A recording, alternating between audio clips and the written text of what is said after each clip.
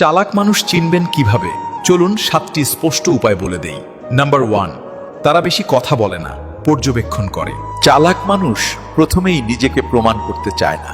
তারা চুপচাপ সবকিছু দেখে পরিস্থিতি বিশ্লেষণ করে এবং যখন সময় আসে তখনই বলে, তাও সংক্ষেপে। নাম্বার 2, আবেগে ভেসে যায় না, আবেগ বোঝে। চালাক মানুষ রাগ, অভিমান বা ভালোবাসায় গা ভাসিয়ে দেয় না। তারা আবেগকে নিয়ন্ত্রণ করে, অন্যের আবেগ পড়ে বুঝতে পারে কোন কথা কখন বলা উচিত আর কখন বলা উচিত নয়। নাম্বার 3, তারা কখনো নিজেকে সবার সামনে বড় দেখাতে চায় না। চালাক মানুষ চুপচাপ নিজেকে তৈরি করে। আর চালাকরা হারার ভয় পায় না, জেতার কৌশল খোঁজে।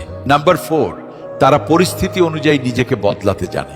চালাক মানুষ জেদি হয় না, হয় নমনীয়। নাম্বার 5, তারা সকলের বন্ধু হলেও খুব কমজনকেই বিশ্বাস করে। তারা জানে বিশ্বাস ভুল জায়গায় রাখলে আঘাত নিশ্চিত। নাম্বার 6, ভুল করলে শেখে, কিন্তু বারবার সেই ভুল করে না।